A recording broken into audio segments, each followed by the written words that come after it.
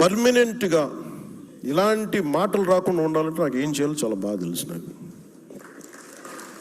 అంటే మీరు ఇంక బెదిరించడాలు మానేసేయాలి. వైసీపీ నాయకులకు మీరు బెదిరించడం మానేసేయండి. ఇంకా మీరు ప్రజాస్వామ్య వ్యవస్థలో ప్రజాస్వామ్య పార్లమెంటరీ భాషకి మీరు రండి. ఇంకా మీరు బెదిరించడం మానేయాలి. అలాగే ఎవరన్నా అధికారులు కానీ ప్రజల్లో కానీ ఎవరన్నా ఉంటే ఒకవేళ వాళ్ళు వచ్చేస్తారేమో అప్పుడు ఏంటి, అలాంటి పరిస్థితులు రావు. ఎందుకు రావు కూడా చెప్తాం. దీనికి నేను లాజికల్ రీజనే చెప్తాను. మీరు ఎంత కొట్టుకున్నా కొట్లాడినా మీ ఓట్ శాతం సర్టన్, అది తగ్గుద్దా పెరుగుద్దా మీరు కాబట్టి ఇంకొకరికి వెళ్తుంది ఆ పార్టీ, ఆ ఓట్ బ్యాంక్. కానీ నేను ప్రత్యేకించి నా కంఠంలో ప్రాణం ఉన్నంత వరకు ఆంధ్రప్రదేశ్కి, తద్వారా భారతదేశాన్ని సమగ్రతకి భంగం వాటిల్లకుండా చూసుకునే బాధ్యత. దానికోసం ఎన్ని ఎత్తులైనా వేస్తాను.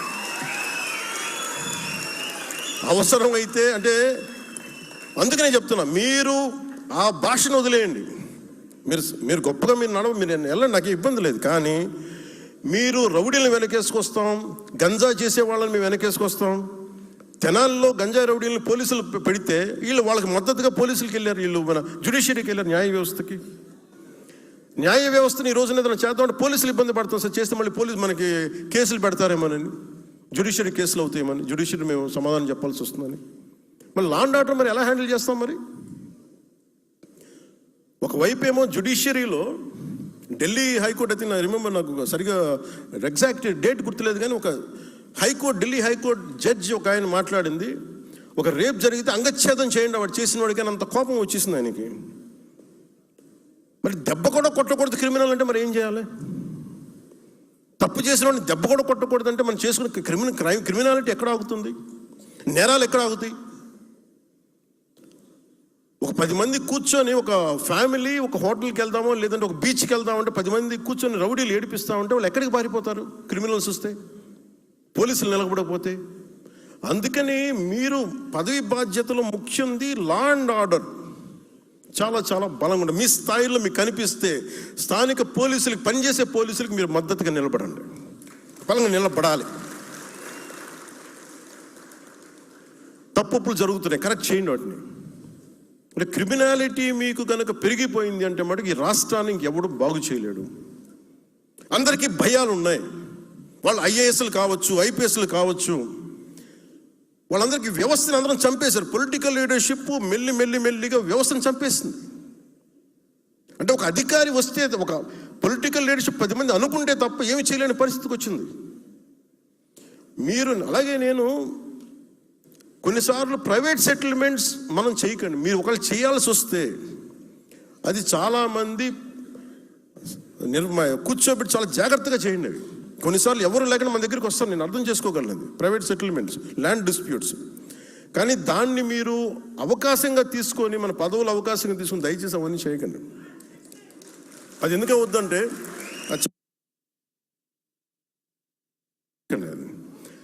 అది ఎందుకు అది ఏమైపోతుందంటే మళ్ళీ మనకి ఉన్నామా, మీరు కూర్చోండి,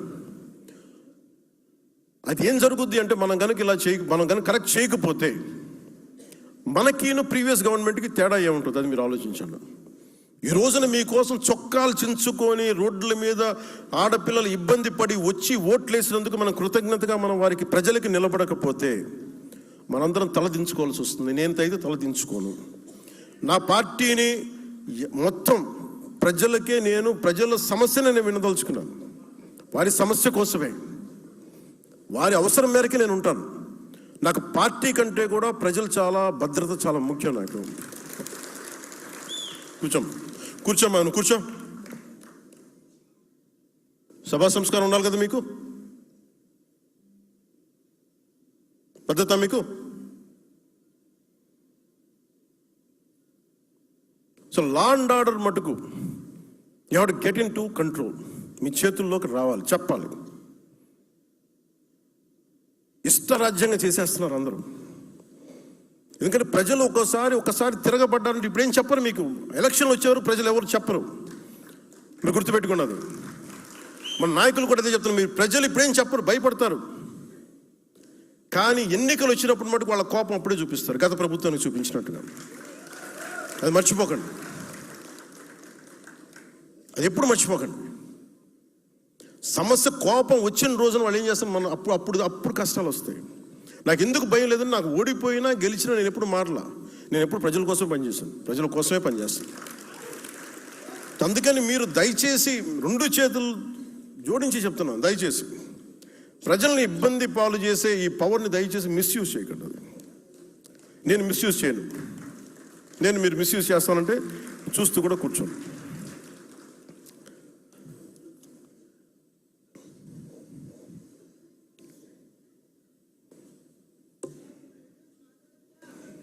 నేను మాట్లాడాలి, మీరు వినాలమ్మా. మీరు మాట్లాడే సందర్భం వస్తుంది. ఇది మాటామంతి కార్యక్రమం లేదంటే జనవాణి కార్యక్రమం అంటే మీరు లెటర్లు ఇవ్వండి ఇటు సైడ్ నుంచి, లేదంటే మాటామంతి అంటే ఇది పదవి బాధ్యత. ఇది కూడా చాలా ముఖ్యం కదా. పదవి బాధ్యత అంటే ఇదే కదా. ఎప్పుడు మాట్లాడాలి, సందర్భోచితంగా ప్రవర్తించాలి కదా, సందర్భానుసారం మాట్లాడాలి కదా. అలాగే కొన్నిసార్లు నాకు ఏం చెప్తున్నారంటే కల్చర్ గురించి మాట్లాడు. ఉదాహరణకి మొన్న టీటీడీ నుంచి నిధులు మన కొండగట్టు, కరీంనగర్ కొండగట్టు ఆంజనేయ స్వామికి వాళ్ళు ఇవ్వడం జరిగింది. దేవుడు తెలంగాణ దేవుడు, ఆంధ్ర దేవుడు అలా ఉంటారా? తెలంగాణ వెంకటేశ్వర స్వామి, ఆంధ్ర వెంకటేశ్వర స్వామి, అలాగే తెలంగాణకు మన తమిళనాడుకు సుబ్రహ్మణ్య స్వామి, ఆంధ్రాకు మన మోపిదేవి సుబ్రహ్మణ్య స్వామి, అందరూ ఒకటే. రకరకాల స్థానాల్లో నమ్మకాలను బట్టి ఉంటారు. ఇవన్నీ అంటే మీకు ప్రాంతీయతను విస్మరించడం అంటే ఇవన్నీ కూర్చోబెట్టి మీకు మానసిక స్థాయి పడిపోయే కొద్దీ ఇలాంటివి ఎత్తుకుంటే కొన్నిసార్లు తప్పులు ఉంటాయి, తప్పులు కరెక్ట్ చేసి ముందుకు వెళ్ళాలి తప్ప అక్కడ ఆగిపోకూడదు. మిగతా వాళ్ళు ఎవరైనా మాట్లాడితే మీరు అలాంటి డిబేట్స్లో మీరు వెళ్ళకండి. పదవి బాధ్యత కింద చెప్తున్నా, అలాంటి డిబేట్స్కి మీరు వెళ్ళకండి. అని ఇవన్నీ ఎందుకంటే భగవంతుడిది హైందవ ధర్మం ప్రపంచంలో ఏ మూల ఎక్కడ ఉన్నా సరే ఇది అందరిది. అలాగే తిరుపతి బాలాజీకి డబ్బులు రిలయన్స్ అంబానీ గారి దగ్గర నుంచి మొహరుమూరు, ఇందాక నిన్న చెప్పిన ఢిల్లీ నుంచి ఒక ఆడబిడ్డ కూడా వచ్చి హుండీలో డబ్బులు వేస్తారు. ఆ డబ్బులు ఎక్కడికి వెళ్ళాలి ఏంటి అనేది అది స్వామివారి, అది వారిష్టం. అది ఆయన ఎవరి ద్వారా నోటు పలికిస్తారు, ఎవరి ద్వారా చేయిస్తారో అది ఆయనది, అది మనకు సంబంధం లేదు. అందుకని ఇది అంటే ఇలాంటి వివాదాల్లో మీరు అనవసరంగా వెళ్ళకండి, నా ఉద్దేశం అది చెప్పడానికి కారణం. అలాగే అంతర్వేది రథాలు కానీ, ఎందుకంటే సెన్సిటివిటీ ఈ మధ్యన ఏమైపోయిందంటే కులాల మధ్య చాలా ఇబ్బందులు అయిపోతున్నాయి. నేను పిఠాపురం చిన్నపిల్లలు కులాలతోటి మాట్లాడేసుకుని వాళ్ళు ఎవరో వెళ్ళి ఇంటర్వ్యూలు చేశారంటే ఇవన్నీ మాట్లాడుతుంటే ఇంత చండాలం అయిపోయారండి మనుషులు అనిపించింది నాకు. నేను చిన్నప్పుడు చదువుకున్న స్నేహితుడు ఎవరో ఏంటో తెలియదు, ఏ కులమో తెలియదు. అందరం రీజనబుల్ స్కూల్స్లో చదువుకున్నాం. ఎక్కడ కూడా మా పక్క స్నేహితులు ఏ కులం అని తెలియలేదు. ఒకవైపు ఏమో అంబేద్కర్ గారి పేరు చెప్పి అనైలేషన్ ఆఫ్ క్యాస్ట్, కుల నిర్మూలన మాట్లాడతాం, ఇంకోవైపు కులాన్ని ఎగదోస్తూ ఉంటాం. BC schools, BC social welfare, SC ST welfare అని మనమే విడగొట్టి ఇవన్నీ చేస్తాం. జరగవా? అసలు పిల్లలకి కులం లేకుండా చేయవచ్చు కదా ముందు. అసలు ఒకటే స్కూల్ ఎందుకు పెట్టకూడదని ఆలోచన కలుగుతూ ఉంటుంది. ఎవరికి ఆలోచన అసలు నేను పెడదామా లేదా అంటే ఒకసారి మాట్లాడాల్సి వస్తుంది. ఎందుకు పబ్లిక్ డిస్కోర్స్లో మాట్లాడుతున్నా అంటే before I speak in cabinet I want this to be in public discourse. SC ST schools అని పెడతారు, బీసీ స్కూల్స్ అని పెడతారు. అంటే మీరు చిన్నప్పుడు వేరు చేస్తుంది కదా సొసైటీ. అంటే మీరు వేరు, మేము వేరు. పిల్లలందరూ కనీసం పిల్లలకైనా మన చండాలం, మన దరిద్రం మనందరికీ వచ్చేసింది అనుకుందాం. మనం మార్చుకోవట్లేదు. అట్లీస్ట్ పిల్లలన్నా చేయాలి కదా. మన మధ్యన ఎవరు హైకోర్టు జడ్జి, మన సుప్రీంకోర్టు జడ్జి ఎవరు మాట్లాడుతారు, హైకోర్టు జడ్జి థింగ్ ఉత్తరప్రదేశ్, ఈ కులాలకి మిగతా కులాల నుంచి పెళ్లి చేస్తే బాగుంటుంది, వాళ్ళ అమ్మాయిని ఇట్లా ఇచ్చి పెళ్లి చేస్తే అసలు ముందు అక్కడ దాకా ఎందుకు వెళ్తారు? పెళ్ళి అనేది వాళ్ళ ఇష్టం. అది ఎవరిని చేసుకోవాలి, అది వాళ్ళ ఇష్టం. అది కనీసం మన చేతిలో ఉంది స్కూల్స్ కదా. స్కూల్స్లో కూడా మనం చేయలేకపోతున్నప్పుడు ఇంకా కరెక్షన్ ఎప్పుడు మా కుల నిర్మూలన అనేది జరగదు ఇప్పటికీ. నాకు అందుకు అనిపించింది అలాంటి ఉండబట్టి ఈ రోజున రెచ్చిపోయి ఎవడు పిఠాపురంలో మాట్లాడుతూ ఉంటే పిల్లల మధ్య మాట్లాడుకునే మాట అది ఇద్దరు విభిన్నమైన కులాల నుంచి మాట్లాడుతున్న సమాజం విచ్ఛిన్నం అయిపోద్దో బతుకుతూ చెప్పండి. అంటే ఇవన్నీ ఎందుకు చెప్తున్నానంటే మీ స్థాయిల్లో యు ఆర్ ఎక్సలెంట్ లీడర్స్. అన్నీ నా దగ్గరికి వచ్చి నా నెత్తి మీద పడేస్తే నేనేం చేయలేను, భుజాలతో అట్లస్ గాడిలో కుంగిపోతాను. మీరు కూడా కొంత బాధ్యత బరువు పంచుకోమని నాకు విన్నపం. నాకు మొత్తం నా మీద వేసేసి, మా ఊళ్ళో రోడ్డు లేదండి నువ్వు చేసి కాబట్టి మాకు ఇక్కడ మా ఇంట్లో అంట్లు తోటానికి ఎవరు లేరు, కొంచెం వచ్చి అంట్లు తోయండి, ఇక్కడికి వెళ్తుంది. అలాగే అది ఎక్కడో చోట మీరు పదవి బాధ్యత అంటే మీరు కూర్చొని మీరు కన్ను వాళ్ళేసి ఏంటి బాగుందా ఏం జరుగుతుంది అట్లా కాదు. బాధ్యత తీసుకోండి, కొంచెం బాధ్యత తీసుకోండి. ఇలాంటి సమస్య వచ్చినప్పుడు చాలా సమర్థవంతంగా మీ వాదన వినిపించండి, తిట్లు లేకుండా, బూతులు లేకుండా. ఇదొకటి మీకు మీ దృష్టికి తీసుకుతలుచుకుందాం.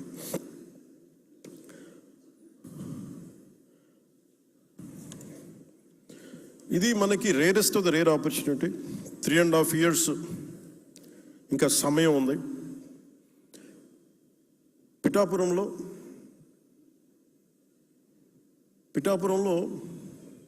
ఒక ఎక్సైజ్ స్టార్ట్ చేశాను.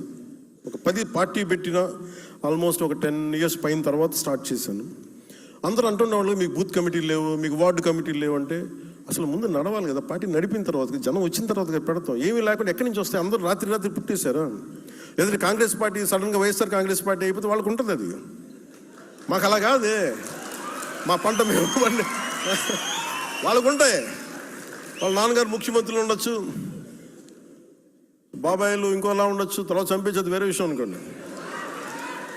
మనకు అలాంటి పరిస్థితులు లేవు కదా. అన్నీ మనమే వండుకోవాలి, మనమే గంజి వార్చాలి, మనం అన్నీ చేసుకోవాలి, మనం దాంట్లో పోపు మనం వేయాలి, టైం పడదు దానికి. అందుకని ఈ మూమెంట్ మన పిఠాపురంలో ప్రారంభించాం. ముఖ్యంగా పార్టీ పదవుల్లో నేను చాలా స్పష్టంగా ఏం చేశానంటే, ఆర్గనైజేషన్ ఈజ్ డిఫరెంట్.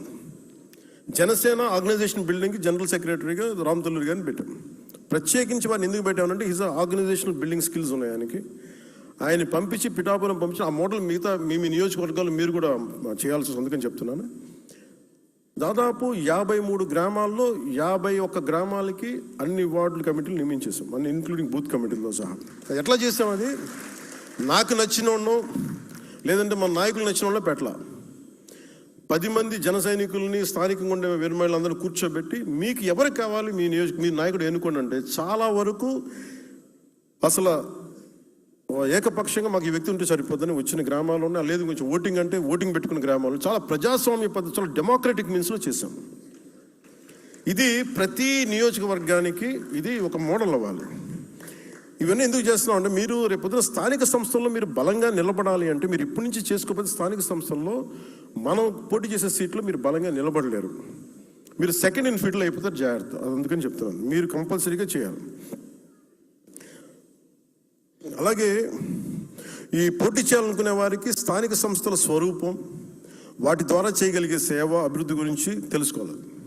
అలాగే పంచాయతీ వ్యవస్థని బలోపేతం చేస్తున్నాం, సర్పంచుల గౌరవాన్ని పెంచుతున్నాం. నేను రాగానే చేసింది, వీళ్ళు వైసీపీ సర్పంచ్లు 70% వైసీపీ సర్పంచ్లు 80%.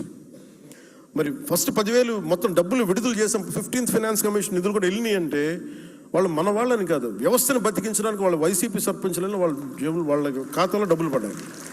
ఎందుకంటే వ్యవస్థను బతికించేవాడు మనని చూడకూడదు, అది నిష్పక్షపాతంగా ఉండాలి. సో అందుకని దీన్ని దృష్టిలో పెట్టుకుని మీరు కూడా చాలా బలంగా ఈ అవగాహన పెంచుకోవాల్సిందిగా కోరుకున్నాం. అలాగే మెంబర్షిప్ డ్రైవ్ చేస్తున్నాం. నేను మన చాలాసార్లు అయిపోతుంది మెంబర్షిప్ డ్రైవ్, మనకి జనసేన పార్టీ మెంబర్షిప్ డ్రైవ్ అంటే, ప్రతి ఒక్కరు కూడా మీలో కూడా నాకు తెలిసి 95% మెంబర్షిప్ ఉండుంటారు, 5% మిస్ అయ్యారు నాకు ఎందుకు అనిపిస్తుంది. ఒకరు తప్పైతే కరెక్ట్ చేయండి.